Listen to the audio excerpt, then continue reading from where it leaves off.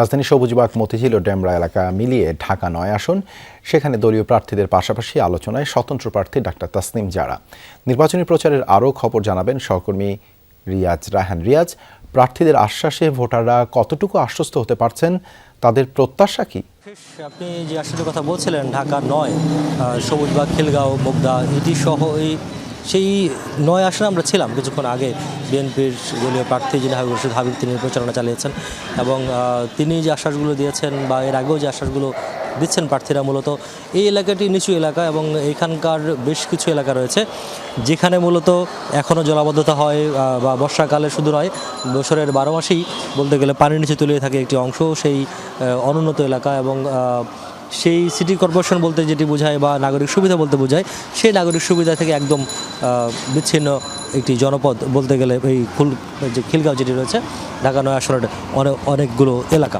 তো সেখানে নাগরিক সুবিধাগুলো যাতে নিশ্চিত করা যায় এবং বিভিন্ন রাস্তাঘাট সড়কগুলো রয়েছে একেবারে অনুন্নত, সেই সড়কগুলোকে উন্নত করা বা সড়কগুলোকে যাতায়াতের ব্যবস্থা ভালো করা, পাশাপাশি স্কুল কলেজ রয়েছে, সেই স্কুল কলেজগুলোকে মানসম্পন্ন শিক্ষাদান পদ্ধতি যে রয়েছে শিক্ষাদানগুলো যাতে ঠিকমতো করা হয়।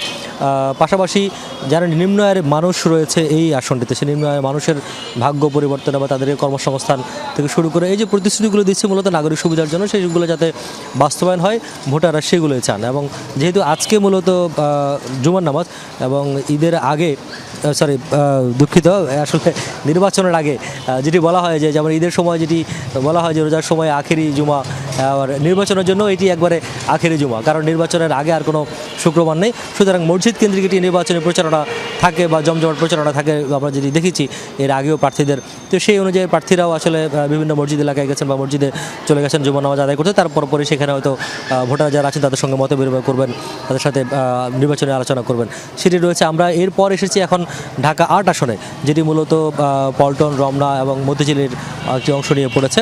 সেই ৮ এলাকাও আসলে এই ধরনের ৯ এলাকায় যেটি সমস্যাগুলো রয়েছে নাগরিক সমস্যা, সেই নাগরিক সমস্যাগুলো ৮ এলাকাতে বিদ্যমান।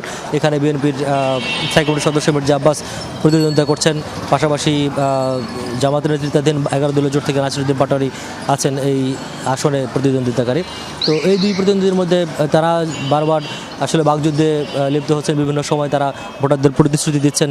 সেই প্রতিশ্রুতিগুলো কি কতটুকু বাস্তবায়ন করা যাবে সেটা আসলে বোঝা যাবে নির্বাচনের পর যারা সরকার গঠন করবেন তাদের আচরণের উপর, বা তাদের এই এলাকায় যিনি এমপি হবেন বা সংসদ সদস্য প্রার্থী হবেন, সংসদ সদস্য বিজয়ী হবেন, তার উপর নির্ভর করবে তারা যে প্রতিশ্রুতিগুলো ভোটের আগে দিচ্ছেন বা নির্বাচনের আগে যে দিচ্ছেন সেটি কতটুকু বাস্তবায়ন করেন সেটি তারা হিসেব নিতে চান। এবং ভোটাররা বলছেন তারা এইবার অন্তত অন্যান্য বারের চেয়ে এবার তারা অনেক সচেতন এবং তারা হিসাব নিতে চান যে প্রতিশ্রুতিগুলো বা নাগরিকদের সমস্যার সমাধানের যে প্রতিশ্রুতিগুলো ভোটাররা প্রার্থীরা দিচ্ছেন, সেই প্রার্থীদের আশ্বাস কতটুকু বাস্তবায়ন হয় সেটি দেখার অপেক্ষায় ঢাকা ৮ এবং ৯ আসনের ভোটাররা। ধন্যবাদ রিয়াজ যুক্ত হবার জন্য।